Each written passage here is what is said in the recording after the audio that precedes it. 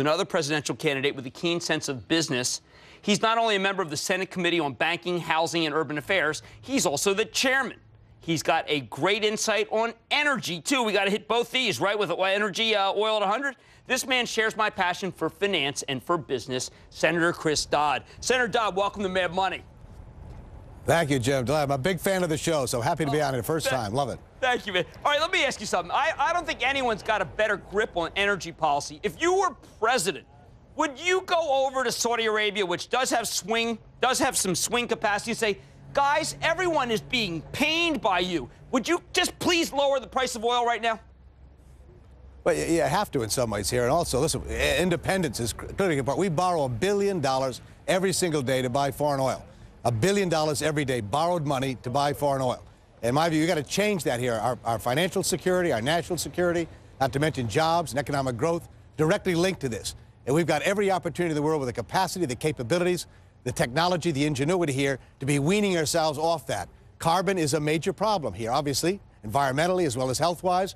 We ought to be figuring out a way to reduce our dependency on carbon-producing fuels, utilize the technology we've got here, put people to work. So I'd certainly try to talk it down right at this point from the $100 down, but more importantly, I want to get off that dependency on that part of the world and that kind of oil anyway. Senator, I went through your position papers, and you've got some great ideas about reducing carbon and reducing how much a car uses gasoline. I did not see something we have been going on with Green Week here on CNBC. I did not see a commitment to nuclear power. Is that not in your agenda? No, it is, and you and I agree on this. And I mention everywhere I go, you can't have an honest discussion about energy independence and dealing with the grid and talk about wind and solar and alternative ideas. You've got to have a better idea than that, and that's why I don't discount at all the importance of having a nuclear power energy source here, ones that you could develop, I might add, internationally as well as at home, dealing with the problems of waste and transportation. That's got to be part of the mix. If you don't have it on the table as part of the mix, you're not being honest about this issue. Well, for the week, we had David Crane, who's the CEO of NRG. I think he's one of the most forward-looking energy CEOs. He is the only person who's gone to Washington and say, listen, we want to build a lot of nuke plants. How do we get these CEOs of utility companies to recognize they better get off of coal and into nuclear? Well, again, I think it's moving. I get a sense out here, Jim, that people are changing their attitudes on this.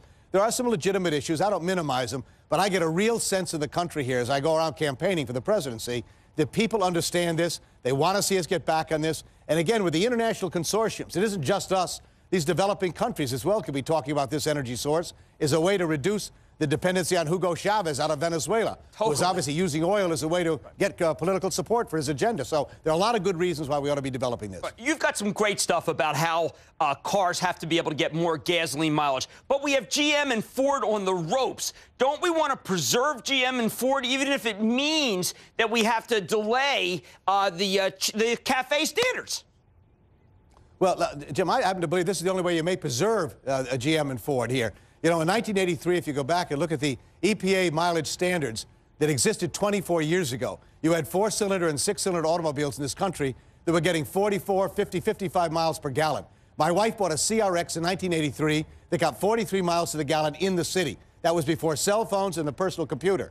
Now, you know, we ought to be able to get better mileage standards than we are. And in my view, if you do that, we can save that industry. If we don't, you're going to find that industry in deeper trouble, in my view. Okay, let's switch gears because you run the Senate Banking Committee, and you are, I think, the best guy in the Senate in terms of financial issues.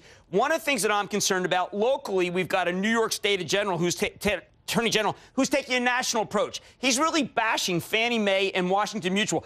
They no doubt have made mistakes. There's no doubt in my mind. But right now, aren't we at a little bit of a precarious moment to start picking on the guys we need to make loans?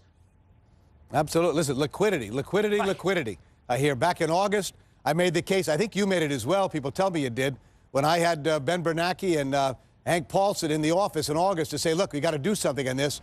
And I made the case then, lift these portfolio caps. You don't need legislation to do that. They have the power with the regulator, and the president can make that happen. You need liquidity out there. We've got a liquidity crisis as well as a mortgage crisis. And if you start hammering away, Fannie and Freddie are the two vehicles that are available to us to really make a difference on liquidity. So I agree with you here. Let's not, there are problems, you're right, in the past. That's over with here. Let's take advantage of what we got in front of us and use it effectively.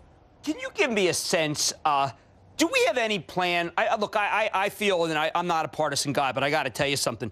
I don't feel there's any plan that works to be able to. I see this super structured vehicle thing that Paulson's working on, but there doesn't seem to be any behind-the-scene plan to make it so either the Federal Reserve can go in and buy $200 billion worth of these so-called collateralized debt obligations, or no one even seems to have a disaster backup resolution trust idea to be able to take care of homeowners. Why are we being so uncreative with this process? Well, I think there's a resistance here about having government step in and do things like this. And I agree with you. We ought to be thinking about a backstop measures here. The market has taken care of a lot of this already. They have flushed out a lot of the bad operators and bad actors. Right. But this is one of the reasons I'm running for the presidency here. Look, this is a $14 trillion economy. We need to have a leader in the country that not only understands foreign policy and how to put people back to work, but to manage and deal with this economy and having ideas that limit the kind of catastrophic problems we could have. There are people now predicting, Jim, that we may have a recession in 2008, that you haven't seen the last shoe fall with these major financial institutions. I hope it's minimized, but we're not thinking about how to deal with this in a macro way, and that's deeply a problem for me. I agree. Now, listen, Senator, here's a tough one. I was a hedge fund manager for years. You have a lot of hedge funds in your home state of Connecticut, including many guys I'm good friends with. I always felt that I should pay my fair share. Now, I know there are people who have come to Washington and said, look, it's really going to hurt the financial markets if you tax my so-called carried interest, which really was my bonus, at anything other than capital gains. Senator, I am telling you that I paid it as ordinary income. I could not live with myself. I felt it was trickery. I know every American has the right to try to minimize their taxes, but that was my pay. That was my pay, like everyone else in America. It was my ordinary income.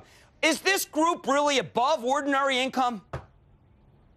No, it's not, Jim, at all. But what I've said about this is, look, I'm not even taking a position. My view is, let's look, and I've asked the SEC and asked the Treasury and others, what are the implications here regarding pensions, regarding endowments, regarding retirement accounts here? I want to make sure we're not doing more damage to a problem here than what we're creating, or solving, rather, by dealing with the taxing this as ordinary income. I'm not opposed to that idea. I just want to make sure, as someone who's responsible at the end of the day, that what we're doing makes sense and is right, that there aren't unintended consequences here that could cause more of a problem than the ones we're solving. Okay, one last question. On Wall Street, it's common parlance that if you elect a Democrat, it hurts the stock market. True or false? False. You go back and look over the years, Democrats have been far better managers of the economy. The economy's done much better under Democratic management and control. That's one of the great myths of all time here. We do much better here. Listen, I'm a pro-growth Democrat. I believe you ought to reward work, but you ought to reward risk as well. We're an entrepreneurial, we're an aspirational country here. We're dreamers.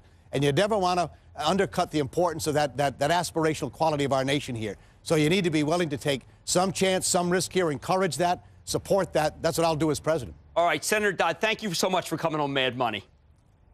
You bet, Jim. Thank you. Great to talk to you. Thank you very much. Senator Chris Dodd, man who understands banking and understands energy. We could use a little more